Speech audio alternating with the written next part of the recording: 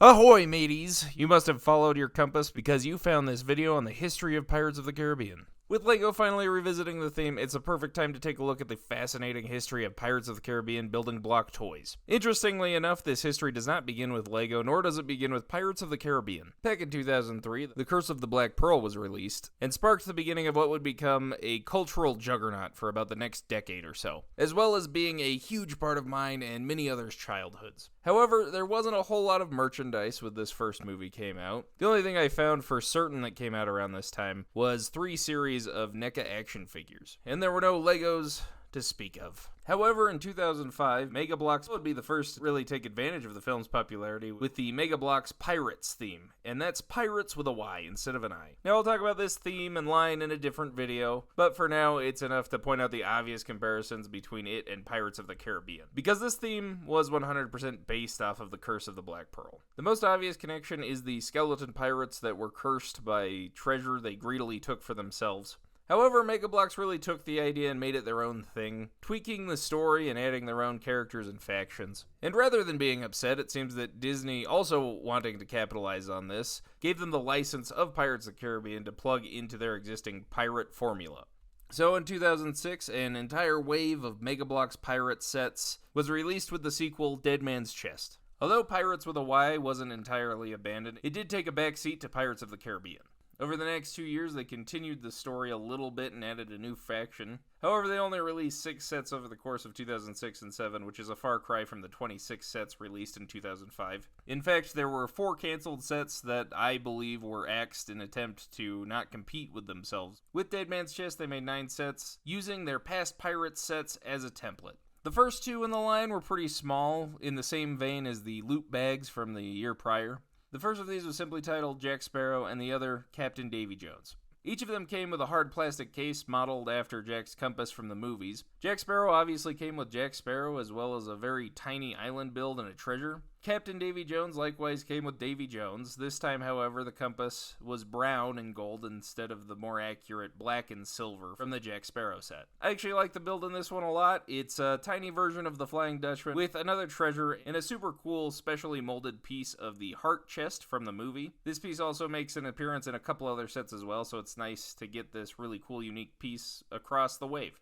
The next 2 I'll talk about were standard mid-size sets, Port Royal and Water Wheel Duel, each coming with 3 figures and a decent build of some structures. These Mega Bloks sets were a lot less complicated than LEGO ever has been, utilizing bigger, bulkier, specialized pieces and very quick and easy to follow instructions. So none of these builds were ever really substantial or intricate, however they achieved a pretty decent effect. The next 2 sets were modifications of the pirate skulls from the previous year. This time the skull was modeled after Jack Sparrow's from the posters and other marketing of the movies. The first is Bayou Discovery with Tiadama, and the other is Isla Crucis with Macus. Also, both came with a different version of Jack Sparrow. Nearly every Pirates of the Caribbean Mega Bloks set came with a different version of Jack Sparrow. Then, of course, there were the 2 main ships of Dead Man's Chest, the Black Pearl and the Flying Dutchman. I think these 2 ships specifically are the best sets Mega Bloks has ever made in general. I think these are the best of the best. Again, they're using very large, highly molded pieces. These 2 ships were also quite a bit larger and bulkier than the previous pirate ships from 2005.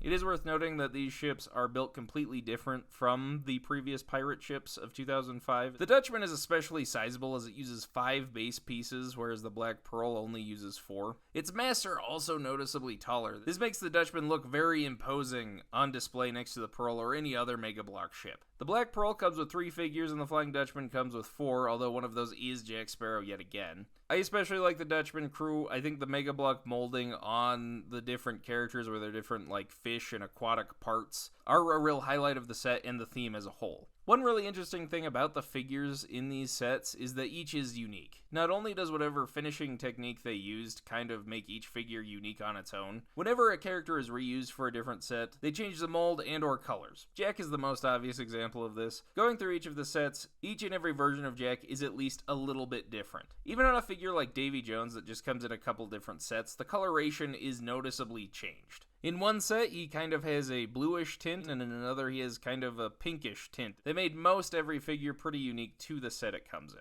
The last set from 2006 was Dead Man's Chest. It's the largest set with a huge molded base plate with mountains and waterfalls, and it came in a large chest-shaped box. This was likely a Toys R Us exclusive, as they did do a couple of exclusive 2005 sets that are very similar to this one. However, I couldn't find any confirmation that this specific set was a Toys R Us exclusive. It's also hard to say what this set was based on in the film. To me, it seems kind of an extension of Port Royal, but the buildings don't look quite right, and also Bootstrap Bill is here. In 2007, they released 21 sets with At World's End. Although 2 of those sets were combinations of smaller sets in the lineup, they did release 3 smaller sets again in the vein of those loot bags. They remade Jack's compass from the year before, but it's a little bit different build and a different Jack, obviously. There was also a true return to the loot bag system with Will Turner that came in a little pirate bag. They also adapted another one of the pirate sets in Captain Barbossa with a little spyglass that turns into a longboat.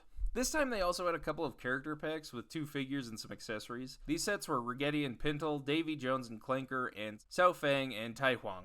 They, of course, also had a couple of skull sets. The first was Brethren's Court with Pirate King Elizabeth, and the other Buccaneer's Hideout, with Cotton finally making an appearance, although his parrot did come with the original Black Pearl from the year before. Good thing we only had to wait 18 years for the character to show up again. Both also came with Jack Sparrow. There were also several mid-sized sets. The first 3 were sold together as a trilogy collection as a Toys R Us exclusive, and possibly individually as well, although I'm not sure about that. This collection contained 1 mid-sized set from each movie, first being Isla de Morta. This is actually the only set that Mega Bloks ever did for the first film. It's got some great atmosphere and one of my favorite versions of Jack here, because you can take his hair off and flip his head around to reveal a skull face. Barbossa from this set is also equally awesome. He's got the same head-switching gimmick as Jack, but it's really great to get him from the first movie. Although I do still wish they had made more sets for Curse of the Black Pearl. At least we have the other skeleton pirates from 2005, I guess. The next set of the collection was Pelagostos Escape, coming with the Cannibal Jack with the eyes painted on his face. Then lastly, there was Singapore Harbor with Cao Fang and Will Turner. Also, the Barbossa longboat goes really well with this set. The next 3 mid-sized sets were called Flagship Battlers: the Black Pearl, the Flying Dutchman, and the Empress.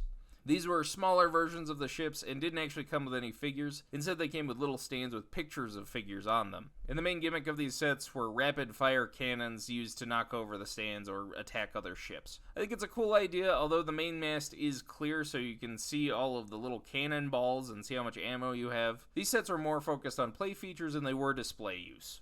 The last and best of the mid-sized sets of the entire theme is Danger from the Depths. And it's the only Pirates of the Caribbean set that utilizes this staple from the previous pirate theme, which is big ol' monsters. The main feature of this set is the incredible Kraken. It did come with some set dressing, that being a small pirate outpost and a rowboat. The figures that come with it were Beckett, and hold on to your seats because you're not going to believe this one, Jack Sparrow. The packaging does have branding for At World's End, even though the only appearance of the Kraken in this movie is as a beached corpse. I can only assume this is somehow based on the off-screen killing of the beast, even though Jack Sparrow wasn't there except for maybe in his tummy, and Beckett likely wasn't there either. Although I am sure this set was just put together because the Kraken is so cool, and the Kraken certainly does carry the set. It's got some great posability where all of its limbs are on ball joints, and all the limbs themselves are softer plastic so they're bendable and really movable. There's also studs on the tentacles, so you can have it hold different figures by the feet and display it in a more dynamic way. Moving on to the larger sets, there's only one that isn't a ship, and that was Singapore Escape, which goes well with the other 2 Singapore sets. I'm not a huge fan of most of the Mega Bloks structures. It's okay, nothing I would get really too excited about. I'm not going to pretend like the highlight of the series isn't the ships. Speaking of which, the ships are the last few sets from 2007. We got remakes of the previous year's Black Pearl and Flying Dutchman. The molds on both seem to be a little bit different, with the Black Pearl having some damage in the hull, and as well as the largest difference being the tattered and torn sails. The main difference of the Dutchman is actually pretty cool. The body of the ship now utilizes glow-in-the-dark elements. And the ships came with some variation in figures as well. We also got a brand new ship this year in the Empress, which is very similar to the Pearl in its size and shape, but completely unique, with some pretty awesome red sails and red highlights throughout the body of the ship. All these ships do a really great job of capturing the feel of these vessels from the movies. They are the main sets from Mega Bloks that I do highly recommend. The final set of 2007 was a combination set with the Black Pearl, Danger from the Depths, and Buccaneer's Hideout. This is also something they did a few times with the Pirates theme as well. In 2008, this theme waned quite a bit. The number of sets dropped to just 3. 2 skull sets and a figure pack. The 2 sets were Mediterranean Mayhem and Atlantic Adventure. What's interesting to me about these sets is the branding wasn't based on any specific movie. On these sets, instead of the name of the film, it just said Dead Men Tell No Tales, which of course was 9 years before Pirates 5 had used that subtitle. This is also the branding used for the sets in the trilogy pack I talked about earlier. A lot of these skull sets can be a little underwhelming because it's just some pieces on the back of the skull. Sometimes some pieces on top of the skull, maybe a rope connecting the two. But overall, I think the charm of the actual skull carries it quite a bit. And the final Mega Bloks set for Pirates of the Caribbean is the At World's End character pack, which came in a blister pack similar to the 2 character packs.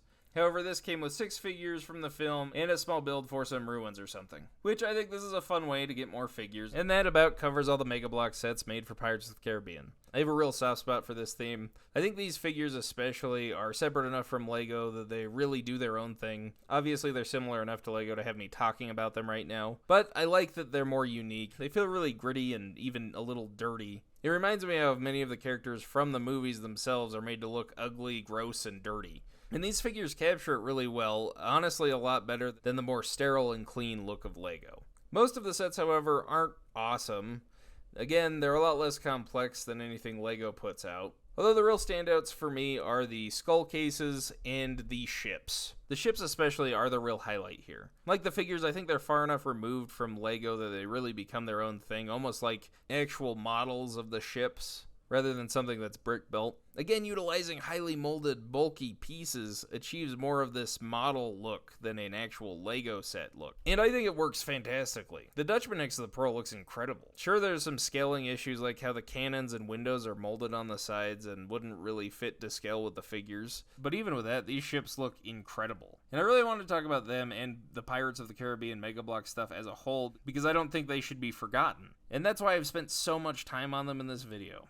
Mega Bloks brought stuff to the table that LEGO never has, and I think it's worth noting those things. And as you're about to see, the number of sets between the two companies is night and day. As much as I love LEGO Pirates of the Caribbean, it does seem that Mega Bloks put in more effort, or at least different effort, into the theme. And with those thoughts out of the way, let's fast forward from 2008 to 2011, when LEGO took over the license. And just because I love the Mega Bloks stuff doesn't mean that the LEGO stuff is any less incredible. With really only one wave in 2011, I always felt that LEGO never pushed the theme as far as they could have. From the release of At World's End in 2007 to 2011, there really wasn't any new Pirates of the Caribbean stuff in general. But when a new movie made its way onto screens, that could only mean more merchandise. Now that LEGO officially had the license, they made 9 full sets, 4 polybags, and 1 battle pack. Unsurprisingly, 5 of those 9 sets were dedicated to On Strange Tides because it was the new movie at the time and that always takes precedent. And this left 4 sets that were based on the previous films. However, none of those sets were based on At World's End, which I think is a real shame. Surprisingly, at least to me, 3 of these sets were dedicated to Dead Man's Chest, which doesn't sound like a lot, but it is a third of the full sets here. And that leaves only 1 dedicated to Curse of the Black Pearl. Interestingly enough, the one set LEGO did for Curse of the Black Pearl is the same one Mega Bloks did, and that being Isla de Morta. This was a smaller set with 4 figures, a version of Jack that's very similar to the Mega Blok head, with his head being able to swap around for a skull face. However, this is obviously more standard for LEGO than it is for Mega Bloks. It also came with Elizabeth, Barbossa, and a full skeleton Barbossa. As far as the build goes, I do really prefer the Mega Bloks version, as it has way more atmosphere using those larger base plates for more open area and large rock structures. It also has a specially molded chest on top of a little rise, and I feel like it's a bit more accurate than the LEGO one. It also comes with that cool Davy Jones heart chest piece, but in gold. And I think the LEGO version is fine. It has a brick-built chest, a rowboat, and a decent amount of gold pieces. Although it is a shame we didn't get the actual Aztec coin printed on a 1x1 or something. However, it is printed as a necklace on Elizabeth's torso. Overall, it's an alright set that I feel was limited by the lower price point. However, the figures really pull it up for me. Barbossa especially is one of my favorite figures from this theme. I love his unique hat and excellent printing. He also has a pretty cool piece that was made for this theme, that being the sword sheath. It's a nice way for the pirate figures to carry around their swords. It's got the satchel strap piece, but where the bag goes, it's got a little hole you can put a sword in. And before we move on to the Dead Man chest sets, there is a poly bag that is arguably from Curse of the Black Pearl. I suppose you could also argue it's from the end of At World's End. Either way, it's Jack Sparrow's boat. It's just a small boat build with Jack Sparrow with his hat and long coat. He's also got a sword and a bottle of rum. It's a bit too generic for me to really assign to any film, but this is as good a place as any to mention it. The first set from Dead Man's Chest is a pretty dark one for LEGO. It's the Cannibal Escape. At least Mega Bloks called their version Pelagostos Escape. It's a really fun sequence in the movie. It's hard to believe nowadays that Disney ever allowed it, let alone had both Mega Bloks and LEGO sets based on it. Again, LEGO doesn't shy away from the cannibalism here either, with one of the main features of the set being the cage made from human bones, complete with skulls dangling on it. And we do get 4 figures here: Jack Sparrow with the tribal face paint, Will Turner, and a couple of cannibals. Definitely some of the darkest figures LEGO's ever made. Next up is the Mill. It's a pretty nice little ruin build, with the big wheel where figures can be posed. The figures are, surprise surprise, Jack Sparrow, and this time with no hat and no long coat. Will Turner again, and the one appearance of Norrington in this theme. And the first of the Dutchman crew, Hadris. He's a real highlight for me in this set, as I love the Dutchman crew in general, and he's got some really fun printing and colors on him. I especially love that shell hat piece he's got. Unfortunately, we just get a normal chest piece and not a cool representation of the heart chest piece. However, we do get a really nice piece with a realistic heart printed on it. And now the final set from Dead Man's Chest is the best one from the theme as a whole, as well as the most sought after, and that of course being the Black Pearl. Now I know that the semantics of which film these sets are based off of doesn't really matter to anybody but me, but I'm going to cover it anyway. It could potentially be argued that this set is based off of At World's End, or at least both Dead Man's Chest and At World's End, as the figures of Jack, Gibbs, and Will could really be from any of the 3 movies. But the appearance of the Dutchman crew narrows it down to at least those 2 movies. However, there's a couple details here that definitively prove it's based on Dead Man's Chest. First of all, the only movie any of the Dutchman crew appear on the Pearl itself is the second film. Most prominently, Bootstrap Bill in the beginning of the movie. Also, this version of Jack has a long coat but no hat. Dead Man's Chest is the only movie that Jack appears on the Pearl without his hat but also wearing the coat. Now back to the Pearl itself. It is a great build on its own, and an incredible set. I'm a huge fan of pirate ships, and this is the best example of this era of pirate ships. However, the small size and old building techniques really make it outdated. The other issue with this set is that even across the theme in its entirety, there isn't enough crew to populate it. Really, you just have Jack, Gibbs, and Will. If you want to have Barbossa at the helm, he'll have to be there by himself. The easiest way to populate the Pearl for display purposes is actually to collect all the various versions of Jack Sparrow and put them on there, and have a display based on the Davy Jones locker scene. But with that being said, I really wouldn't rather have Cotton or Marty here rather than the figures that do end up coming with it, and those being Bootstrap Bill, Macus, and Davy Jones himself. These figures are incredible. Davy Jones steals the show here with that incredibly unique tentacle beard piece and hat that's mold is only shared with one other figure. The printing, his claw, and the crab peg leg really push this figure over the top. He's one of my favorites of all time. Macus is also a super fun figure with that unique hat piece accentuating his hammerhead shark condition. It is a real shame we never got the Flying Dutchman in LEGO, or even just more crew. I do think that Macus and Davy Jones especially were added to the Pearl because the designers didn't want to do Pirates of the Caribbean without Davy Jones, and it's possible they knew they were only going to do one wave and didn't know where else to put him. Moving on to On Stranger Tides, the smallest set was Captain's Cabin. The build and figures aren't really anything special, basically just a table and some shelves.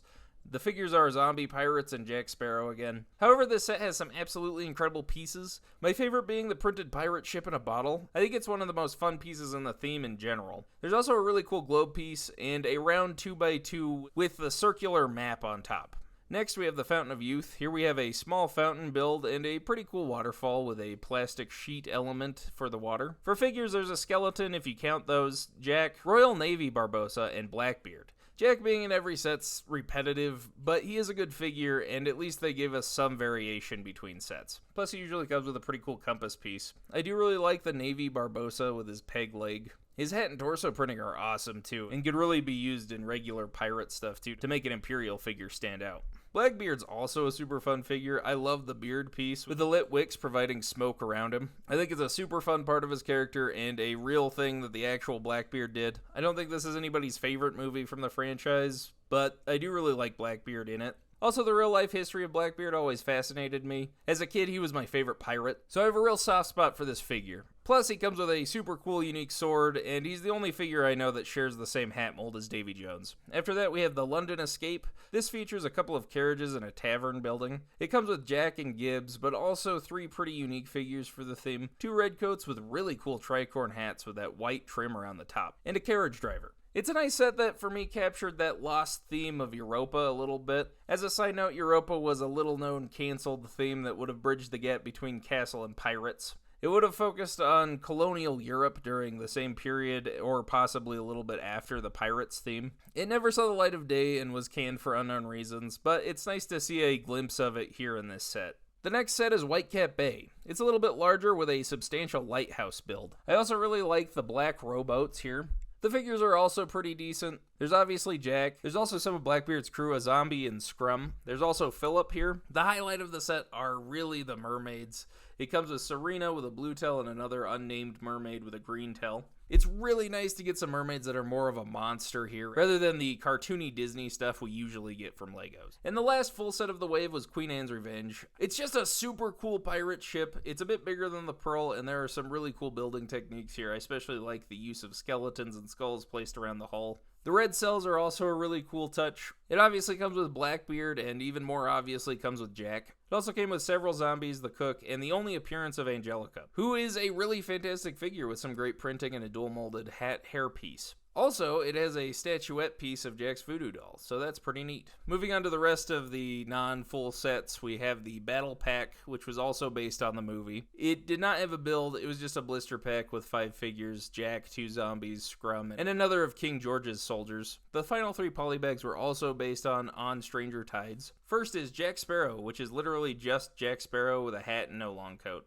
Next we have Captain Jack Sparrow, and this one's actually pretty unique as far as Jack Sparrow figures go. It's a full minifigure of the voodoo doll from the movie that's got some pretty cool, unique printing. And then lastly, we have the only set in the entire LEGO theme that does not come with Jack Sparrow, and that is only because it comes with no minifigures. It's the Mini Black Pearl. It came exclusively with the 4th movie, so it's based on that one. As far as mini builds goes, it's pretty good. And that does it for all the sets of this original wave. However, with these sets was released one of the greatest LEGO games of all time. Obviously, this is a Pirates of the Caribbean video, so it's going to be LEGO Pirates of the Caribbean. I won't spend a ton of time talking about it here, but as with all the LEGO games, especially the ones from the pre-dialogue era where they were making grunts and gestures most of the time to tell the story, it's chock full of charm and fun. It's always a blast going through these movies with that iconic LEGO lens, although it does feature quite a few characters and set pieces that were never actually made into LEGO sets, and to this day, I wish they had made them. It's just a relaxing nostalgia hit that I'll go back to every so often. Also, to go off on a tangent, it does feature a LEGO version of a famous portrait of Latter-day Saint prophet Joseph Smith. And I find that incredibly interesting, mostly because of LEGO's aversion to anything religious. I mean, they bend this rule from time to time, but this is a full-on depiction of a religious figure, even if it is just basically an Easter egg. I really want to know the story behind how it got here. I would just say it was slipped in unnoticed by one developer, but it has also appeared in several other LEGO games, starting with LEGO Batman, and most recently, as far as I'm aware, in LEGO Avengers. Sorry for getting sidetracked. I've been looking for an excuse to point that out for a while. Anyway, it's such an entertaining game. If you haven't played it yet, you should. If you have played it, you should play it again. I think it's got one of the most satisfying 100% unlockable things in any LEGO game. And now we'll move on to the next wave of LEGO Pirates of the Caribbean, if you can really call it that, in 2017. We have 3 sets that tied into Dead Men Tell No Tales. The first 2 are just brickheads of Jack and Captain Salazar. The main one is a larger D2C Silent Mary, which is the main antagonist ship of the movie. LEGO hasn't really done a ton of ghost ships, so it's really nice to see this. The ghost pirates, especially Captain Salazar, are just fantastic. I love the floaty, ghostly effects that LEGO added in here. We also have an updated version of Jack Sparrow, the most interesting part being the pattern printed on his red bandana. I think it's a great touch to update and set this figure apart. The highlight of the set really has to be these ghost sharks. Just look at them. They're big and unique and really hit that cool factor. And that was it. I thought LEGO would never return to the Caribbean seas of this intellectual property. Oh, but how I wish they would. Especially when I put together Barracuda Bay several years ago. I remember looking at the completed ship, because that's how you're supposed to display it, by the way, not just as the Shipwreck Tavern thing. And I thought how cool it would be to get the Black Pearl with this size and these building techniques. Imagine my surprise when 7 years after the last LEGO Pirates of the Caribbean set, in 2025, we actually got another Pirates of the Caribbean set. That's right, we finally got a D2C Black Pearl... Wait, what? Captain Jack Sparrow's pirate ship? What the heck is this supposed to be? In all honesty, I have no idea why they gave it such a clunky, awkward name, especially when it has such an obvious name. The only thing I saw LEGO say themselves about it directly was that it was a creative decision, although to me, it seems like a very corporate, anti-creative decision. I have heard the theory that there's more brand recognition with the name Jack Sparrow rather than Black Pearl. And don't get me wrong, I realize that Jack Sparrow is Pirates of the Caribbean. I know I've been a bit sarcastic about Jack being in every LEGO set and nearly every Mega Bloks set, but I get that he's the appeal.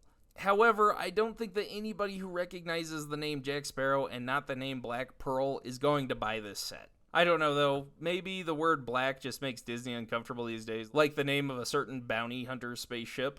Well, or goes by any other name. It's a pretty dang good day when the worst part of a LEGO set is the name. This Black Pearl really delivers on everything we could ask for in a pirate ship build. It's detailed and intricate with some awesome little details like gold bricks hidden throughout the build. The helm actually turns the rudder. There's 2 gears on the back that makes all the cannons under the deck pop out. And my favorite part is we get the whole ship, including the part that would be under the water, with an awesome stand to display it on. Also, the bottom can pop off so it can be displayed like any other LEGO ship. It's such an incredible thing, and I'm really happy that we can add another piece of history to this theme. If I had to add another gripe aside from the name, it's the figures. Not the ones included, mind you, but the ones not included. I think this lineup could have easily been double. I hope to have some of Barbossa's skeleton crew here.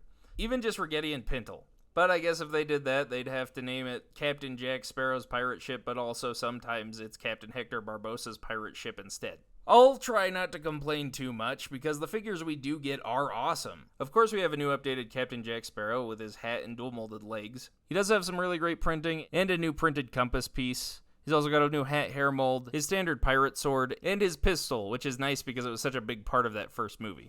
We also do have an incredible update of Barbossa. I know some people don't like this new hair and hat piece, but I think it fits the character really well, and it allows for him to have an alternate skeleton face. We also have some great updates of Will, Elizabeth, and Gibbs, as well as some new crew for the first time from the first movie. There's Anna Maria, Marty, Cotton, and Cotton's parrot. This does fix one of my main complaints about the original Pearl, and now we can actually put some of the crew around the ship and display it properly. Although I do feel that Cotton's parrot could have been updated somehow, it just feels a smidge off to me that it's the original mold from the 80s. Also, this goes along with my other complaint, but it would have been really nice to get Monkey Jack. We already have the mold for it.